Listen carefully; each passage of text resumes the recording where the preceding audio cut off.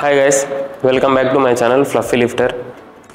So thumbnail చూశారు కదా, ఈ రోజు మనం డిస్కస్ చేసే టాపిక్ ఇంజురీస్ అన్నట్టు. సో బేసిక్గా స్పోర్ట్స్ అన్న లేదంటే ఏదైనా fitness related, gym related exercise workouts చేస్తున్నా సో ఇంజురీస్ అనేది మనకు కామన్ అన్నట్టు. సో మనము దాని గురించి కొద్దిగా అవేర్నెస్ ఉంటే అవి మనం ఎలా ప్రివెంట్ చేయగలం, లేదంటే ఒక ఇంజురీ అయినా దాని నుంచి మనం ఎలా రీహాబ్ చేసుకోవాలా. సో ఈ ఇన్ఫర్మేషన్ అనేది చాలా ఇంపార్టెంట్ అన్నట్టు. మీరు ఒకవేళ జిమ్ రిలేటెడ్ చేస్తాను. సో బేసిక్గా బిగినర్ లెవెల్లో అయితే మీకు ఇంజురీస్ మీద పెద్దగా పట్టించుకునే పని ఉండదు, ఎందుకంటే అంత స్టార్టింగ్లో మీకు ఇంజురీస్ అనేది అవ్వవు. సో కొద్దిగా అడ్వాన్స్ లెవెల్, ఎలిట్ లెవెల్ వచ్చేసరికి ఇది మీకు కామన్ ప్రాక్టీస్ అవుతుంది, ఇంజురీస్ నుంచి ఎట్లా రీహాబ్ కావాలా అనేది. సో బేసిక్గా ఇంజురీస్కి భయపడే పని అయితే ఏం లేదు. సో ఇంజురీస్ అనేది కామన్, జస్ట్ లైక్ ఒక రిలేషన్షిప్లో గొడవలు ఎట్లయితే వస్తాయో ఇవి కూడా అంతే. మనం వెళ్ళే కొద్దీ అవే సార్ట్అవుట్ అవుతాయి. మనం కొన్ని ప్రివెంటివ్ మెజర్స్ తీసుకుంటే అవి కాకుండా చూడొచ్చు. సో అవేవో చూద్దాం. ఈ వీడియోలో అయితే ఆ 3 థింగ్స్ మనం డిస్కస్ చేసాము. ఇంజురీస్ ఎట్లా వస్తాయి, what is the like reasons for injuries, ఒకవేళ ఇంజురీ అయితే నెక్స్ట్ మనం దాన్ని ఎట్లా అప్రోచ్ కావాలా, మన మైండ్ సెట్ ఎట్లా ఉండాలా, అండ్ మనం ఎలా రీహాబ్ కావాలని. So starting with like injuries ఎందుకు అవుతాయి అంటే, one primary reason is like neglecting warm up. So బేసిక్గా మనం జిమ్కి వస్తున్నాము, వర్కౌట్ చేస్తున్నామంటే ఒక 5-10 మినిట్స్ మనం వార్మప్ అనేది కేటాయించాలి. వార్మప్ అంటే మనం జస్ట్ ఆ రోజు ఏదైతే వర్కౌట్ చేస్తున్నామో దానికి తగ్గట్టు జాయింట్స్, మజిల్స్ని మనం యాక్టివ్ చేస్తాం అండ్ మన ఓవరాల్ బాడీ టెంపరేచర్ని కొద్దిగా ఇంక్రీజ్ చేస్తాం. సో మనం ఒక నర్వస్ సిస్టమ్కి ఇండికేట్ చేస్తాం అన్నట్టు, okay we are going to train, you be ready అన్నట్టు. అంటే మనం బాడీని రెడీ ఉంచేకి ట్రై చేస్తాం. సో చాలామంది చేసేది ఏదంటే వాళ్ళు తగిన వార్మప్ అనేది ఇవ్వరు వర్కౌట్కి. సపోజ్ మీకు ఆ రోజు వర్కౌట్కి టైం లేదు అంటే మీరు అట్లీస్ట్ ఒక వేరియేషన్ కాంప్రమైజ్ అయినా మీ వార్మప్ మాత్రం కాంప్రమైజ్ కావద్దండి. ఎందుకంటే డెఫినెట్గా మీకు అదొక నెగిటివ్ రిజల్ట్స్ అయితే ఇస్తాయి వార్మప్ చేయకుండా వర్కౌట్ చేయడం అనేది. వన్ మోర్ థింగ్ ఏదంటే, లెట్స్ సే ఇప్పుడు మీరు మీ స్ట్రెంత్ 100 kg ఉంది, మీరు ఆ రోజు 100 kg బెంచ్ ప్రెస్ చేస్తున్నారంటే take time for that 100 kg set. ఏదైతే 100 kg బెంచ్ ప్రెస్ ఉందో దానికి మీరు ఒక పిరమిడ్ టైప్ స్ట్రక్చర్ బిల్డ్ చేసి మీ ఫామ్ అండ్ టెక్నిక్ కింద ఫోకస్ చేసి మీరు ఆ టాప్ సెట్ని అప్రోచ్ కావాలా. సో లెట్స్ సే మీరు 100 kg బెంచ్ ప్రెస్ చేయాలా, లైక్ 1 rep 1 set. సో మీరు డైరెక్ట్గా జిమ్కి వచ్చి వార్మప్ తర్వాత డైరెక్ట్ అప్రోచ్ కావద్దండి. సో దానికి ఒక pyramid set type, like first మీరు ఒక ఎంటీ బార్బెల్తో చేయడము, మీ పొజిషన్ అన్ని సెట్ అవుతాయి. దాని తర్వాత 40 kgs అటెంప్ట్ చేయం, దాని తర్వాత 60, 80. సో ఇలా ఒక పిరమిడ్ టైప్ తీసుకుంటే మీరు 100 kg లిఫ్ట్ చేసినప్పుడు మీ బాడీ రెడీగా ఉంటుంది, okay we are going to hit అని. అండ్ మీకు ఒకవేళ ఏదైనా డిస్కంఫర్ట్ ఉన్నా లేదంటే మీ టెక్నిక్ సరిగ్గా లేకున్నా ఈ 40, 60, 80 kgs ఈ సెట్స్లోనే మీకు అర్థమవుతుంది. మీరు ఎప్పుడైతే ఆ రెప్స్ చేస్తారో okay something is wrong with my technique అన్నట్టు. సో మీరు డైరెక్ట్గా 100 kg అటెంప్ట్ చేస్తే మీకు అక్కడ స్కోప్ ఉండదు మీ ఫామ్ అనేది అనలైజ్ చేసేకి. అండ్ సెకండ్ థింగ్ ఏదంటే ఫామ్ అన్నట్టు, ఇది మోస్ట్ ఇంపార్టెంట్ థింగ్. ఎందుకంటే వితౌట్ ఫామ్ ఏం చేసినా అది మీరు మజిల్స్ని యాక్టివేట్ చేయకుండా అదొక నెగిటివ్ వేలోనే మీ బాడీని కష్టపెడతా అన్నట్టు. సో లెట్స్ సే కామన్గా మనకి జిమ్లో అయ్యే ఇంజురీస్లో 3 మెయిన్ థింగ్స్ ఏదంటే నీ ఇంజురీ, షోల్డర్ అండ్ బ్యాక్ అన్నట్టు. ఈ 3 ఎప్పుడు వస్తాయంటే బేసిక్గా మనం 3 స్ట్రెంత్ లిఫ్ట్స్, ఏది squat, bench press, deadlift, దీని రిలేటెడ్ ఎక్సర్సైజ్ ఇవి చేసినప్పుడు సరైన ఫామ్తో చేయనప్పుడు ఆ ఇంజురీస్ అనేది మనకి వచ్చే ఛాన్సెస్ ఉంటాయి. సో దాన్ని మనం ఎట్లా ప్రివెంట్ చేయాలంటే మనం చేసే ఫామ్ అనేది కరెక్ట్గా ఉండాలి. ఈవెన్ మీరు బెంచ్ ప్రెస్ చేస్తున్నా లేదంటే bench press related incline dumbbell press కానీ లేదంటే ఫ్లాట్ డంబుల్ ప్రెస్ కానీ మీ ఫామ్ అనేది కరెక్ట్గా ఉంటే మీకు షోల్డర్ ఇంజురీస్ కానీ పెక్ ఇంజురీస్ కానీ ఇట్లా లేదు, సరిగా లేదు అయినా మనం పుష్ చేస్తామంటే ఒక బిగినర్ స్టేజ్ వరకు మన లిగ్మెంట్స్కి కానీ మన జాయింట్స్కి కానీ ఆ వెయిట్ తట్టుకునే కెపాసిటీ ఉంటుంది. అండ్ ఒక మూమెంట్ తర్వాత ఒక అడ్వాన్స్ ఫేస్కి వచ్చేసరికి it will give up and definitely అదొక నెగిటివ్ రిజల్ట్స్కి అయితే లీడ్ అవుతుంది. సో నేను నా ఛానల్లో ఆల్రెడీ కొన్ని వీడియోస్ చేసా, ఈ exercise squat, bench press, deadlift ఏవైతే ఉన్నాయో అవి ఎట్లా మనం కరెక్ట్ వేలో అప్రోచ్ కావాలని. అవి ఈవెన్ బిగినర్కి కూడా అర్థమయ్యే లెవెల్లో చేశా. సో మీరు ఒకవేళ చూడకుంటే అవి వెళ్ళి చూడండి, దట్ విల్ హెల్ప్ అలాట్.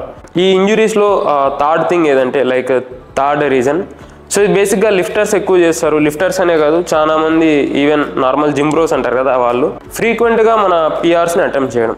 ఫ్రీక్వెంట్గా పిఆర్స్ అంటే మన 1 rep మ్యాక్స్ అనేది మనం ఎక్కువ అటెంప్ట్ చేయడం. లెట్స్ సే ఇప్పుడు మీరు డెడ్ లిఫ్ట్ చేస్తున్నారు, ఒక 170 kg మీ మ్యాక్స్. సో 170 kgకి మీ మొత్తం ఓవరాల్ బాడీ మీ 100% అనేది ఇవ్వాలి ఆ లిఫ్ట్లో. సో ఆ టైంలో మీకు మీ ఫామ్ అనేది 1 or 2% డీవియేషన్ అవుతుంది. సో అలా మీరు ఎవ్రీ వీక్ అది అటెంప్ట్ చేస్తే సమ్వేర్ లైక్ ఒకవేళ మీ రోజు కాని రోజు డెఫినెట్గా ఇంజురీకి అనే ఛాన్స్ ఉంటుంది. సో అలాంటప్పుడు మీరు ఏం చేయాలంటే మీ పిఆర్ అటెంప్ట్స్ అనేది తగ్గియాలి, లైక్ 1 rep max అనేది తగ్గించి మీరు వాల్యూమ్ అండ్ ఇంటెన్సిటీ మీద ఫోకస్ చేయాలి. సపోజ్ మీరు 170 1 rep max మీ పెరగల్లా అంటే డెఫినెట్గా మీరు 150 kgsతో 3 reps లేదంటే 140 kgsతో 5 reps ఈ జోన్లో మీరు మీ రెప్ రేంజ్ పెంచుకున్న మంచి ఫామ్తో ఆటోమేటిక్గా మీ స్ట్రెంత్ అనేది ఇంప్రూవ్ అవుతుంది. You need not to check your 1 rep max. Like మీరు ఎవ్రీ వీక్ 1 rep max చేసి మీ బాడీని కష్టపెట్టే అవసరం లేదు. సో మీరు వీలైనంత టైం ఇచ్చి దాని తర్వాత పిఆర్ అటెంప్ట్ చేయండి విత్ గుడ్ ఫామ్. అండ్ ఈ ఫ్రీక్వెంట్గా పిఆర్స్ ఎట్లయితే అటెంప్ట్ చేస్తామో మనం same kind of ego lifting అనేది ఉంటుంది కొన్ని ఎక్సర్సైజ్లో. లెట్స్ సే ఇప్పుడు మన జిమ్లో మీ కెపాసిటీ 40 kgs డంబెల్ ప్రెస్ చేయాలా, లేదు మా ఫ్రెండ్ 50 kgs చేస్తున్నాడు అని మనం అది ఈగోయిస్టిక్గా ఫీల్ అయ్యి, లేదు అతనికన్నా ఎక్కువ చేయాలా నేను 55 అటెంప్ట్ చేస్తాను, ఒక పార్షియల్ రెప్ ట్రై చేయడం, లేదంటే వేరే వాళ్ళ సపోర్ట్ తీసుకొని చేయడం, అదొక రేంజ్ ఆఫ్ మోషన్ లేకుండా చేయడం. సో ఇలాంటివి బాగానే ఉంటాయి, అవి మన ఈగోని సాటిస్ఫై చేస్తాయి. కానీ in a long term this will like lead to negative results. మనము ఒక 1 month 2 months తర్వాతైనా ఏదో చిన్న పాప్ సౌండ్ రావడం జాయింట్స్ నుంచి, లేదంటే చిన్న స్ట్రెయిన్ రావడం, ఇట్లాంటివి జరుగుతాయి. సో అలాంటివి కాకూడదంటే మన స్ట్రెంత్ ఎంత ఉందో దాంట్లోనే మనం మన పుష్ చేయాలి మజిల్స్ని, అండ్ మన స్టామినా ఎంత ఉందో దానికి తగ్గట్టే మన వర్కౌట్ అనేది డిజైన్ చేసుకోవాలి.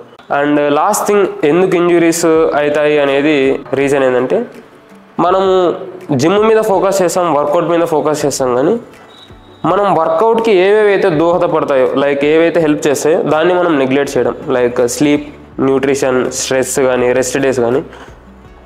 వర్కౌట్ అనేది ఎంత ఇంపార్టెంటో ఈ మిగతా ఫ్యాక్టర్స్ కూడా అంతే ఇంపార్టెంట్. మీరు ఎప్పుడైతే ఒక అడ్వాన్స్ ఎలీట్ లెవెల్కి వస్తారో లైక్ స్ట్రెంత్లో కానీ లేదంటే లిఫ్టింగ్ కానీ మీకు ఇది అప్పుడు అర్థమవుతుంది. ఎందుకంటే మీరు ఒక పిఆర్ అటెంప్ట్ చేస్తున్నారంటే డెఫినెట్గా మీరు ఆ వీక్ మొత్తం న్యూట్రిషన్ బాగుండాలా, అండ్ మీ స్లీప్ బాగుండాలా, మీ స్ట్రెస్ లెవెల్స్ తక్కువ ఉండాలా, మీ రెస్ట్ డేస్ ప్రాపర్గా ఉంటేనే మీ లిఫ్ట్ అనేది అంత సక్సెస్ అవుతుంది. జనరల్గా బిగినర్స్కి లేదంటే బిగినర్స్ నుంచి అడ్వాన్స్ లెవెల్కి వెళ్ళేసరికి మీరు జిమ్ మీద ప్యాషన్ ఉంటుంది, వర్కౌట్ మీద ప్యాషన్ ఉంటుంది, పిఆర్స్ హిట్ చేయాలా, ఇంత లిఫ్ట్ చేయాలని ఉంటాయి, కానీ రిమైనింగ్ ఫ్యాక్టర్స్ నెగ్లెక్ట్ చేస్తారు. సో సరైన ప్రోటీన్ తీసుకోకుండా ఉండడం, ఆ రోజు సరైన క్యాలరీస్ తీసుకోకుండా ఉండడం, అండ్ ఓన్లీ 2-3 hours నిద్రపోవడము, లేదంటే కంటిన్యూస్గా హై ఇంటెన్సిటీతో చేయడము like without rest day, this will definitely lead to injuries అన్నట్టు. సో మీరు ఒకవేళ ఇప్పటివరకు ఇలా చేస్తున్నారు, మాకు ఇంజురీస్ కాలేదు బ్రో, మేము బాగానే ఉన్నామంటే ఫైన్, కానీ 1 day it will give some negative results. So ఇదంతా మనం ప్రివెన్షన్ అన్నట్టు, మనం అలా కాకుండా ఉండడానికి. సో కొద్దిగా మెచ్యూరిటీతో కొద్దిగా రెస్ట్ డేస్ ఇవ్వడము, ఇంటెన్సిటీ తగ్గడము, లైక్ మన ప్రాక్టీస్లో లైక్ డీలోడ్ వెయిట్స్ యాడ్ చేసుకోవడము. సో ఇలాంటివి చాలా ఇంపార్టెంట్, అండ్ ప్రాపర్ స్లీప్ కూడా చాలా ఇంపార్టెంట్. సో ఇది ఈ వీడియోలో ఫస్ట్ థింగ్ అన్నట్టు, మనము ఎలాంటి రీజన్స్ వల్ల ఇంజురీస్కి ఛాన్సెస్ ఉంటాయని. సో సెకండ్ థింగ్, లైక్ ఒకవేళ ఇంజూరీ అయితే ఎలా దాన్ని మనము రీహాబ్ కావాలా, ఎలాంటి మెథడ్స్తో మనం బయటికి రావాలా, మన మైండ్ సెట్ ఎట్లా ఉండాలనేది. సో ఈ ఛానల్ మీరు కొత్తగా వస్తే లైక్ సబ్స్క్రైబ్ చేసుకోండి, అండ్ వీడియోతో ఇంటరాక్ట్ అయ్యే ట్రై చేయండి. లైక్ సో ఇప్పటివరకు మనము ఇంజురీస్ ఎట్లా అవుతాయని తెలుసుకున్నాము. సో ఇప్పుడు ఒకవేళ ఇంజురీ అయితే ఎట్లా, దాని నుంచి ఎట్లా కంబ్యాక్ కావాలా, దాన్ని ఎట్లా రీహాబ్ చేయాలా, దాని తర్వాత మన మైండ్ సెట్ అనేది ఎట్లా ఉండాలనేది డిస్కస్ చేద్దాము.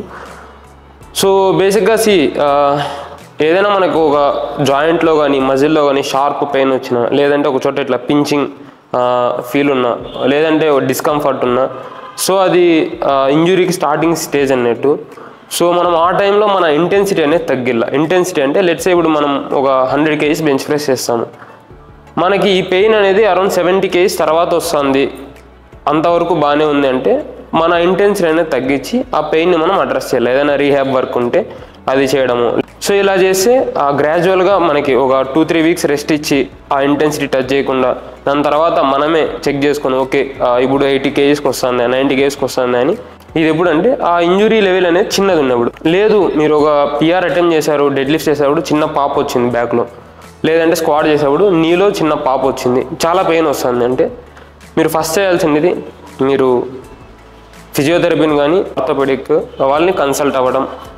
వీలైనంత డయాగ్నోసిస్ చేయించడం, లైక్ ఎంఆర్ఐ కానీ ఇట్లాంటివి. ఎందుకంటే చాలామంది చూస్తా పెయిన్ ఉన్నప్పుడు వాళ్ళ లోకల్ జిమ్ ట్రైనర్స్ని పోయి అడగడము, బ్రో ఇట్లా పెయిన్ వస్తుందని వాళ్ళకి తెలిసిందే చెప్తారు, లైక్ ఐస్ ప్యాక్ పెట్టుకోవడమను లేదంటే హీట్ థెరపీ చేయడమను. And it won't lead to cure.